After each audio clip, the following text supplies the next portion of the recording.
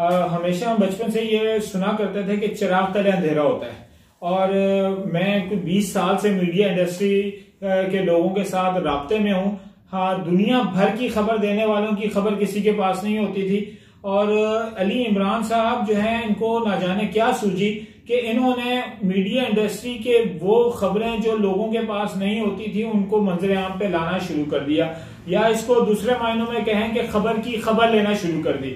अब TV channels में क्या होता है, अखबारात के मालिकान क्या सोचते हैं, लोगों के साथ क्या मामला है, ये सारी चीजें इस वक्त सोशल मीडिया के ऊपर अली इमरान जूनियर साहब जो लेकर आ रहे होते हैं।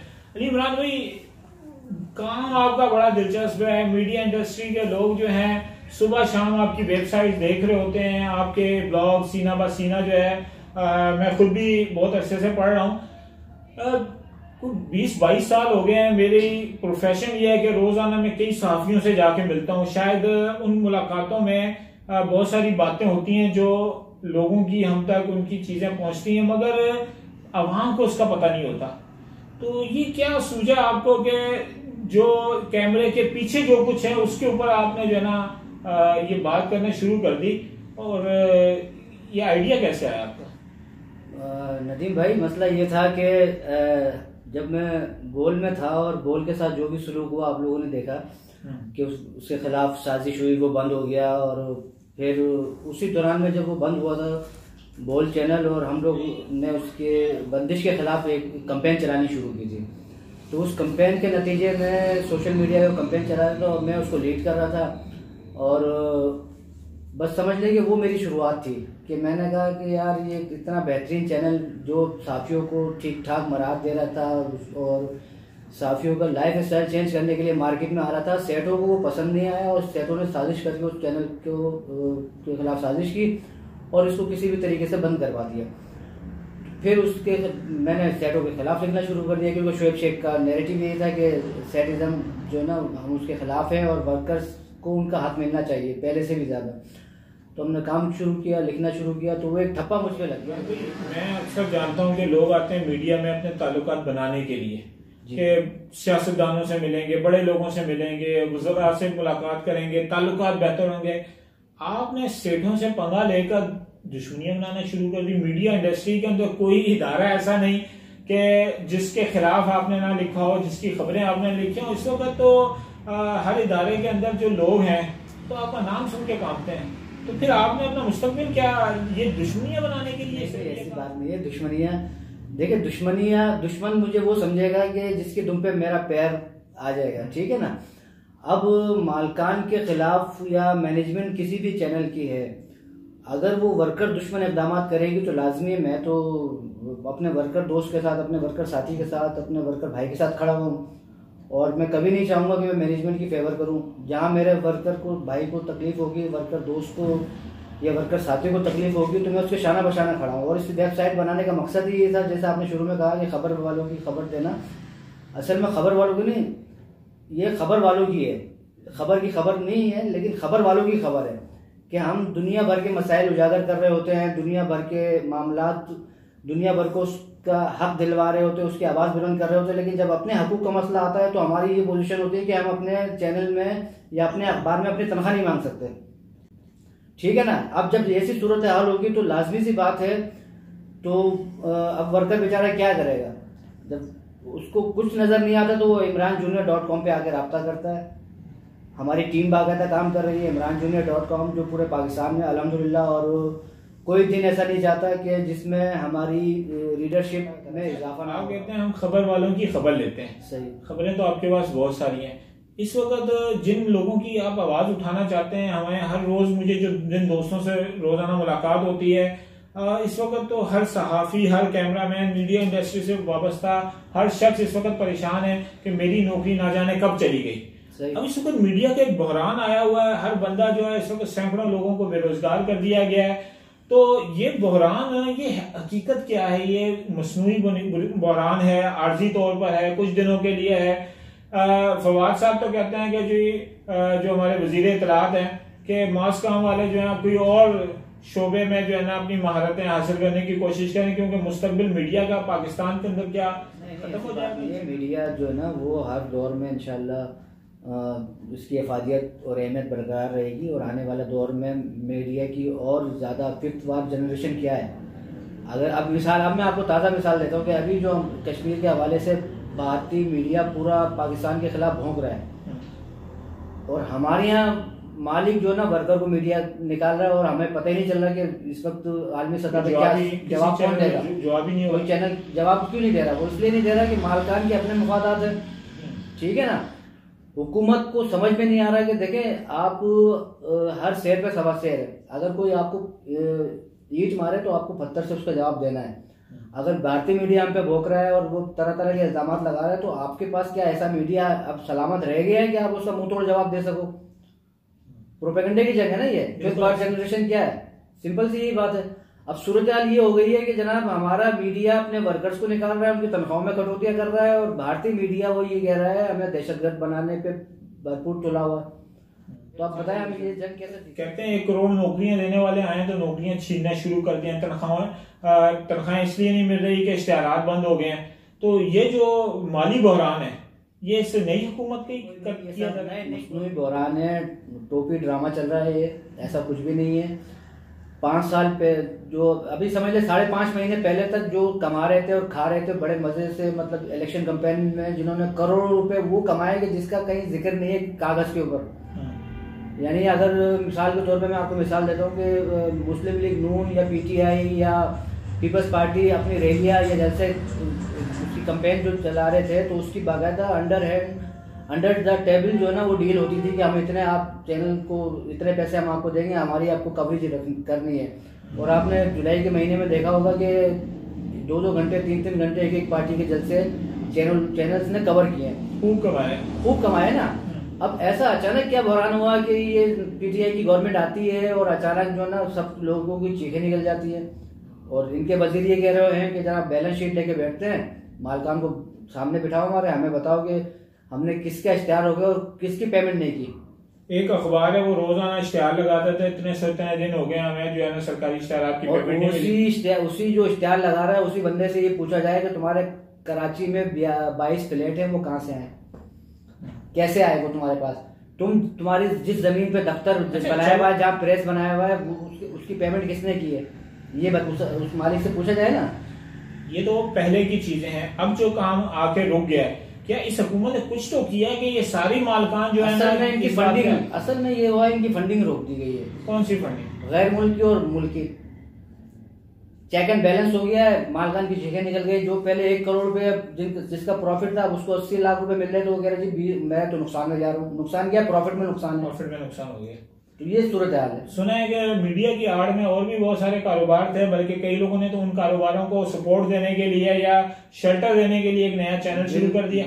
मैं वही एक जगह में बात कर रहा था, वो यही है कि पाकिस्तान में जो हमारे जो मीडिया चैनल्स हैं, टीवी चैनल्स हैं या मीडिया हाउसेस कह लें आप, मीडिया हाउसेस हैं, वो 3 या 4 ऐसे हैं कि जो प्रोफेशनल हैं और खानदानी तौर पे ये काम करते हुए आ रहे थे, जिसमें आप डॉन और जियो और आज एक्सप्रेस, ये आज बिजनेस रिकॉर्डर वाले। तो बाकी तो मुझे बता दें, किसी एक मीडिया हाउस को बता दें कि जिसका जो ना बाप दादा के ज़माने से ये वो मीडिया चलाते हुए आ रहे हो।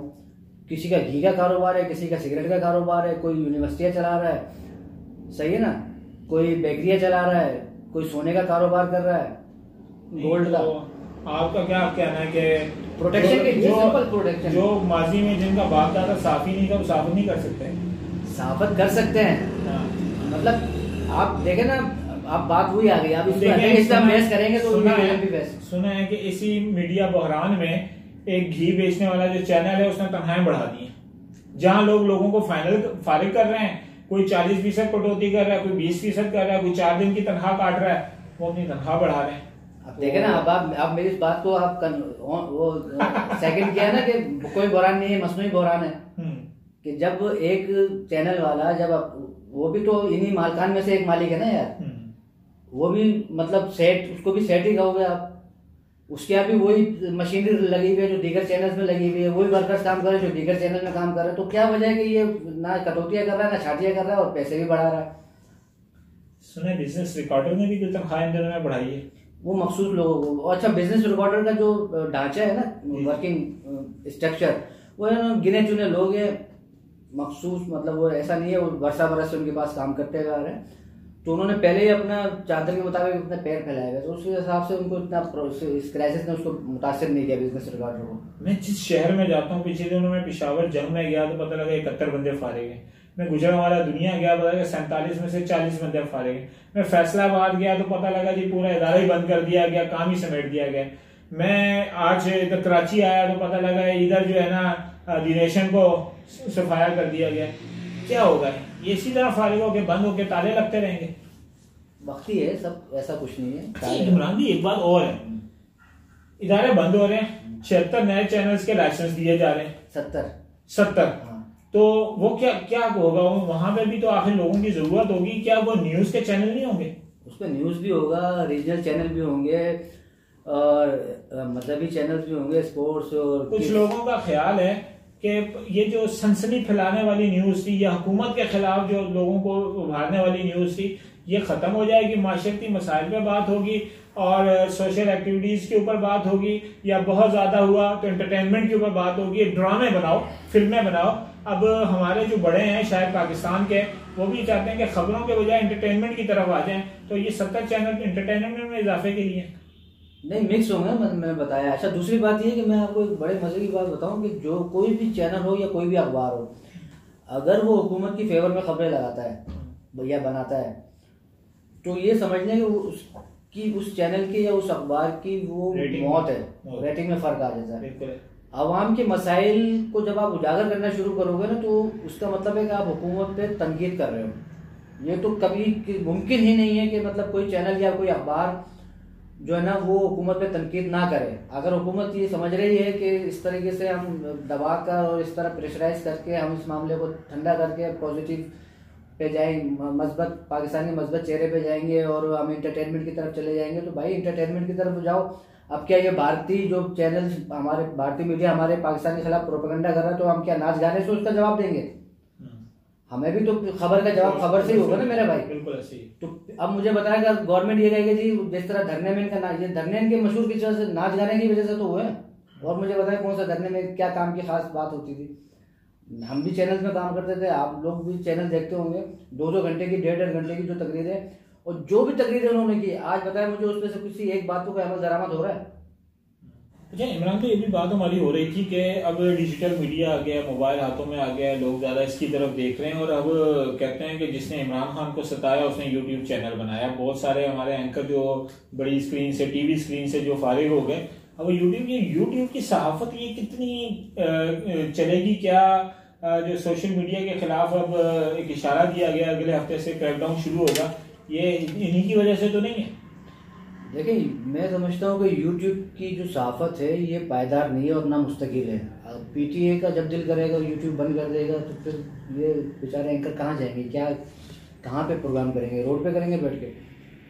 बाकी रही आपकी सोशल मीडिया के खिलाफ क्रैकडाउन वाली बात, तो वो जो रियासत और अदलिया के खिलाफ जो बात करेगा तो उसके लिए कवानीन मौजूद है और रियासत या हुकूमत उसके कवानीन के मुताबिक निपटेगी।